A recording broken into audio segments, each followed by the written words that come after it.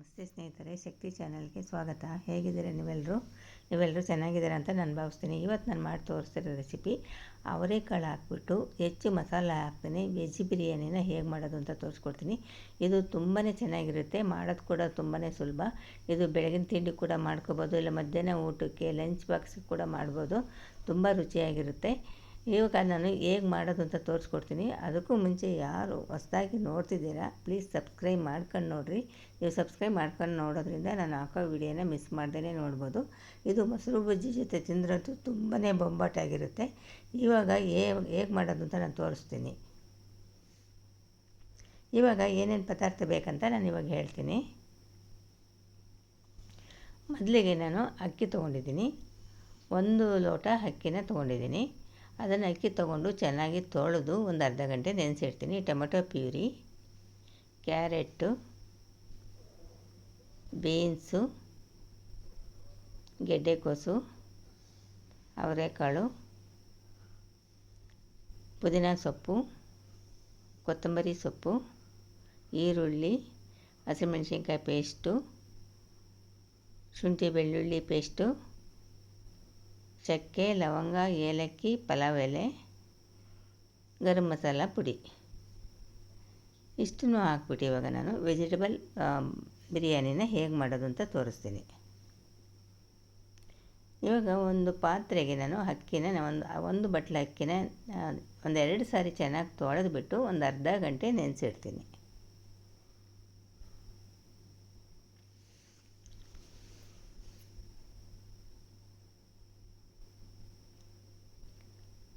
ಇವಾಗ ಅರ್ಧ ಗಂಟೆ ನೆನೆಸಿಟ್ಟಾದಮೇಲೆ ಒಂದು ಕುಕ್ಕರ್ ಇಟ್ಬಿಟ್ಟು ಒಂದು 6 ಚಮಚ ಎಣ್ಣೆನ ಹಾಕ್ತೀನಿ. ಇದಕ್ಕೆ ಸ್ವಲ್ಪ ಎಣ್ಣೆ ಜಾಸ್ತಿ ಇದ್ದರೆ ಚೆನ್ನಾಗಿರುತ್ತೆ. ಇವಾಗ ಅದಕ್ಕೆ ಎಣ್ಣೆ ಬಿಸಿ ಆದಮೇಲೆ ಚಕ್ಕೆ, ಲವಂಗ, ಸೋಂಪು ಮತ್ತು ಏಲಕ್ಕಿ ಇಷ್ಟನ್ನು ಕೂಡ ಹಾಕ್ತೀನಿ.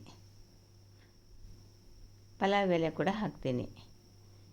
ಈ ಸ್ಪೈಸಸ್ ಹಾಕುವಾಗ ಸಣ್ಣ ಉರಿನ ಇಟ್ಕೊಂಡಿರಬೇಕು.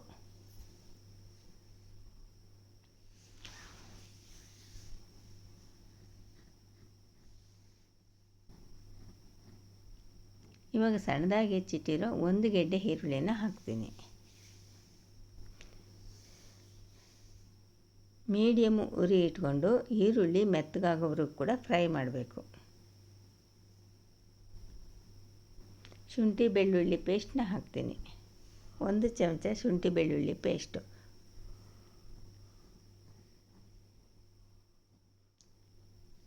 ಶುಂಠಿ ಬೆಳ್ಳುಳ್ಳಿ ಪೇಸ್ಟ್ ಹಾಕಿದ ಮೇಲೆ ಶುಂಠಿ ಬೆಳ್ಳುಳ್ಳಿ ಪೇಸ್ಟ್ ಹಸಿ ವಾಸನೆ ಹೋಗಬೇಕು.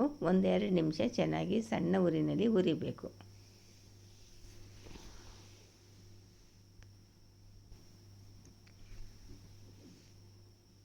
ಮೆಣಸಿನ್ಕಾಯಿ ಪೇಸ್ಟನ್ನು ಹಾಕ್ತೀನಿ.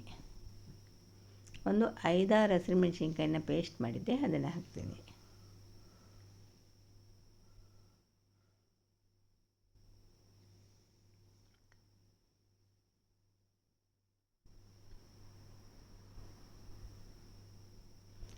ಈಗ ಸ್ವಲ್ಪ ಒಂದು ಅರ್ಧ ಚಮಚ ಅರಿಶಿಣದ ಪುಡಿನ ಹಾಕ್ತೀನಿ. ಇದೆಲ್ಲ ಮೀಡಿಯಮ್ ಉರಿ ಇಟ್ಕೊಂಡು ಫ್ರೈ ಮಾಡಬೇಕು.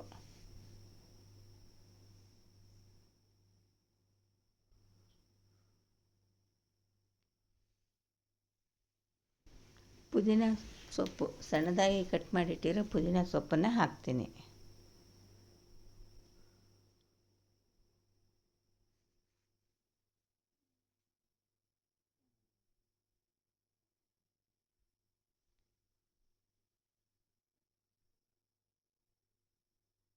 ಕೊತ್ತಂಬರಿ ಸೊಪ್ಪು ಕೂಡ ಸಣ್ಣದಾಗಿ ಕಟ್ ಮಾಡಿಟ್ಟಿರೋ ಕೊತ್ತಂಬರಿ ಸೊಪ್ಪನ್ನು ಕೂಡ ಹಾಕ್ತೀನಿ.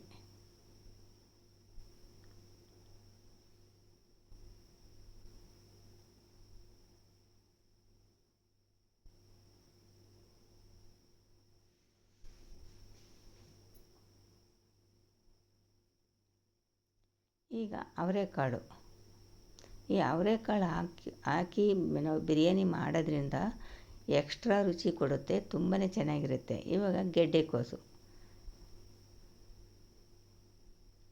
ಬೀನ್ಸು, ಕ್ಯಾರೆಟು, ತರಕಾರಿ ಎಲ್ಲ ಹಾಕಿದ ಮೇಲೆ ಮೀಡಿಯಮ್ ಉರಿ ಇಟ್ಕೊಂಡಿರಬೇಕು. ಒಗ್ಗರಣೆಲೇ ತರಕಾರಿ ಒಂದು ಅರ್ಧ ಬೇಯಬೇಕು.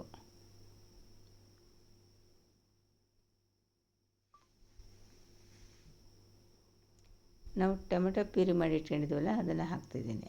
ಟೊಮೆಟೊ ಪ್ಯೂರಿ ಹಾಕಿದ ಮೇಲೆ ಸ್ವಲ್ಪ ನೀರು ಹಾಕ್ಬಿಟ್ಟು ತರಕಾರಿ ಬೇಯಬೇಕು.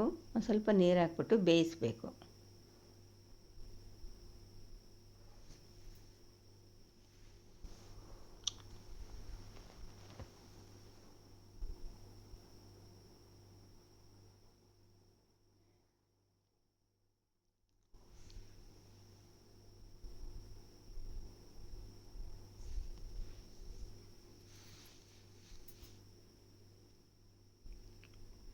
ಈಗ ಮುಚ್ಚಳ ಮುಚ್ಚಿಬಿಟ್ಟು ಆ ತರಕಾರಿ ಬೇಯಬೇಕಲ್ಲ, ಮುಚ್ಚಳ ಮುಚ್ಚಿಬಿಟ್ಟು ಒಂದು 3-4 ನಿಮಿಷ ಬೇಯಿಸಬೇಕು. ಈಗ ಗರಂ ಮಸಾಲೆ ಪುಡಿನ ಹಾಕಬೇಕು.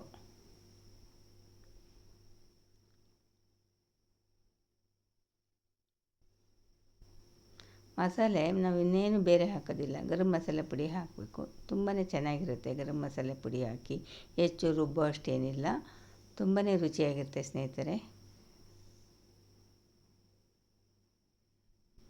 ರುಚಿಗೆ ತಕ್ಕಷ್ಟು ಉಪ್ಪನ್ನು ಹಾಕ್ರಿ.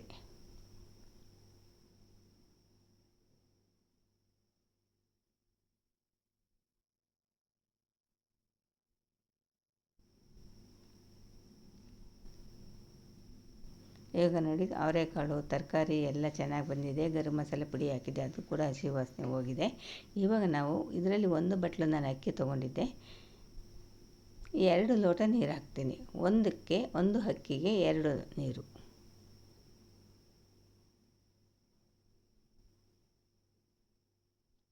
ನಿಮಗೆ ಸ್ವಲ್ಪ ಉದುರ ಬೇಕು ಅಂದರೆ ಒಂದು ಸ್ವಲ್ಪ ಕಡಿಮೆ ನೀರನ್ನ ಹಾಕ್ರಿ. ಬಿರಿಯಾನಿ ಸ್ವಲ್ಪ ನೀರು ಇದ್ರೇ ಚೆನ್ನಾಗಿರುತ್ತೆ. ತುಂಬ ಉದುರಾಗಿದ್ರೆ ಅಷ್ಟು ಚೆನ್ನಾಗಿರಲ್ಲ. ಅದಕ್ಕೆ ನಾನು 1 ಲೋಟ ಅಕ್ಕಿಗೆ 2 ಲೋಟ ನೀರು ಹಾಕಿದ್ದೀನಿ. ಇವಾಗ ಕುದಿ ಬಂದ ಮೇಲೆ ನಾನು ನೆನೆಸಿಟ್ಟಿರೋ ಅಕ್ಕಿನ ಹಾಕ್ತಾಯಿದ್ದೀನಿ.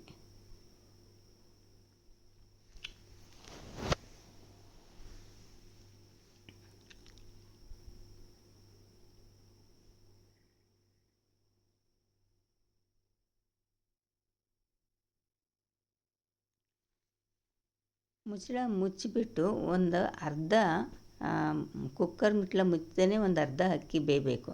ನೋಡಿರಿ ಈ ಥರ. ಈಗ ಒಂದು ಅರ್ಧ ಬೆಂದ ಮೇಲೆ ಕುಕ್ಕರ್ ಮುಚ್ಚಳ ಮುಚ್ಚಬೇಕು. ಕುಕ್ಕರ್ ಮುಚ್ಚಳ ಮುಚ್ಚಿಬಿಟ್ಟು 1 ವಿಸಲ್ ಸಾಕು. ಅರ್ಧ ಅಕ್ಕಿ ಬೆಂದಿದೆ, ಅನ್ನ ಬೆಂದಿದೆ. 1 ವಿಸಲ್ ಬರ್ಸಿದ್ರೆ ಸಾಕು. ನೋಡಿದ್ರಲ್ವ ಎಷ್ಟು ಸುಲಭವಾಗಿ ಎಷ್ಟು ಬೇಗ ಮಾಡ್ಬೋದು. ನೋಡಿ ಎಷ್ಟು ಚೆನ್ನಾಗಿ ಬಂದಿದೆ.